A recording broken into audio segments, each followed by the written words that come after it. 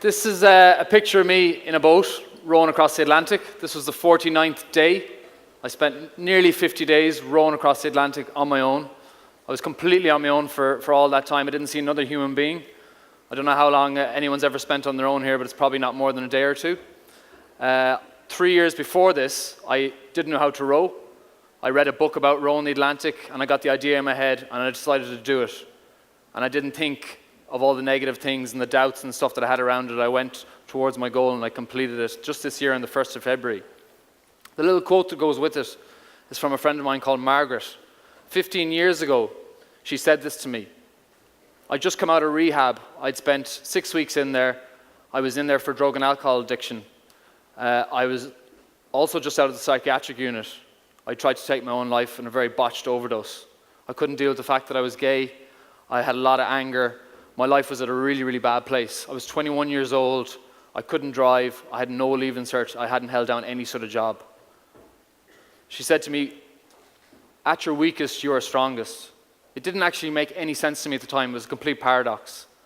But there was a lot of strength in that because I was facing myself at that time. I was trying to get better, and I was making positive impact to try and get better in my life.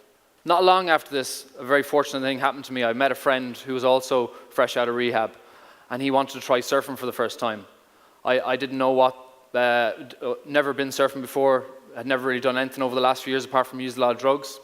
I had a lot of darkness in my life, and this surfing gave me something incredibly new. I didn't have any money, I was on the dole, I'd just come out of rehab, and he said, listen, if you buy a board, I'll buy a wetsuit. And we said, right, we'll make a deal. It was the middle of November, absolute lashing rain, wind. You wouldn't, not in your right mind would you want to go out in the waves like that. So he went out first and had a go. I sat in the car getting battered by the wind. And then it was my turn to have a go. Of course, I had to get into a wetsuit full of piss, but it didn't stop me. And I went out for a go at this surfing. Now, I didn't catch any waves. I just kind of flailed around in the white water. But at that moment, there was a kind of spark that happened. And it was like something was ignited inside me. And I had this amazing energy come up inside me. And I spent the years before that just in this dark place using drugs and alcohol to escape myself. And now I'm after discovering this amazing thing called surfing. So my life changed incredibly, and that was only a month or two after being clean and sober. And I went on this mission to learn how to surf and to travel and to do all these things. And my life got incredibly better very, very quickly. I went out to Australia after a couple of years, just after this photo was taken. And I found out about being a diver. Now, I had no leaving cert. I hadn't really had any proper jobs over the years. But I decided I wanted to become a diver. And I went for it. And I went and did this course. And I heard about making loads of really good money and working all over the world and all these great stories. But first I had to go and work in a sewage treatment plant. I won't hang around on that photo too long because our stomachs might be a bit tender. But then eventually, I literally had to go through the shit to get to where I wanted to be in life, and that was to go and work in the North Sea down at like 200 meters doing this heavy construction on these oil rigs. So we go inside this diving bell, and the diving bell takes us down to the bottom, and then we jump out and we go to work for 6 or 8 hours at a time. And this job's taken me all over the world, West Africa, Gulf of Mexico, Middle East, absolutely incredible journeys.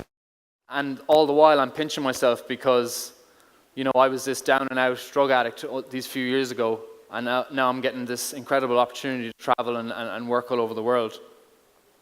And then a couple of years ago, I started to look at trying to challenge myself some more. I was still surfing and started snowboarding, started going to cold places, and I started to take on bigger challenges. I did ultramarathons in the Arctic.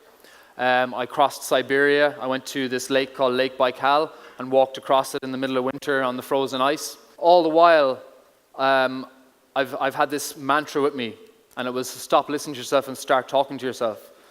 Because all of us have fears and doubts. All of us tell ourselves that we're not good enough, we can't do these things. But we need to turn the volume down and start to talk to ourselves and believe that we can go out and do these amazing things. And I'm testament to that because I told myself at 20 years old with no job, no leave insert, no drive license that I was useless and I didn't amount to anything. But over the years, over working on myself, and starting to get that belief and starting to talk to myself, I've gone on to do some really cool things. And then I've come to this Atlantic row, this crazy thing I just spoke about earlier. And, I There was 12 boats in this race. It was a race across the Atlantic from the Canaries to the Caribbean. I came third overall. I beat all the other three-man boats, pairs, solos. I did incredibly well.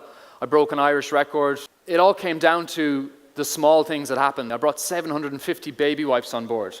Now, you're probably thinking to yourself, why did you have that many baby wipes?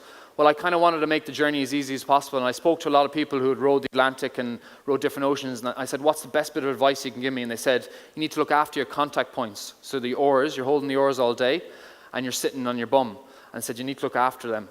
So they said, bring the baby wipes, and every time you're finished your shift of rowing, make sure you give your bum a clean with the baby wipes, because you can get these really big sores on your bum, and it's quite horrible. I don't have any photos, thank God. So I rowed up to 16 hours a day out there for 49 days. So I rowed 3 hours on, 1 off. I started about 7 o'clock in the morning. I rowed all the way through the day.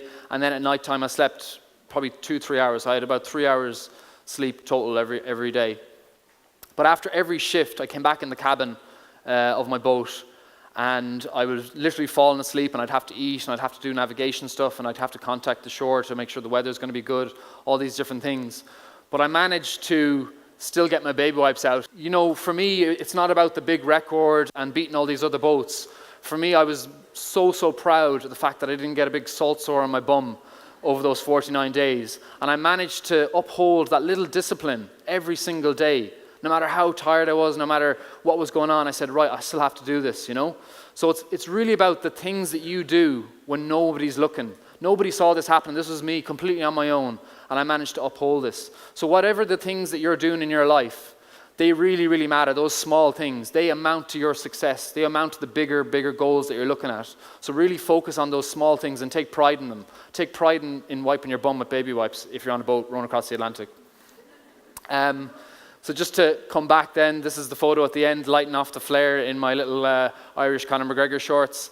And you know, just to come back to that little quote at the beginning, at your weakest, you're strongest. Just don't be afraid to do it. Don't be afraid to be vulnerable. Don't be afraid to take chances. There is strength in that. You have the courage to do it, and you will maybe row across the Atlantic. Who knows? Thank you.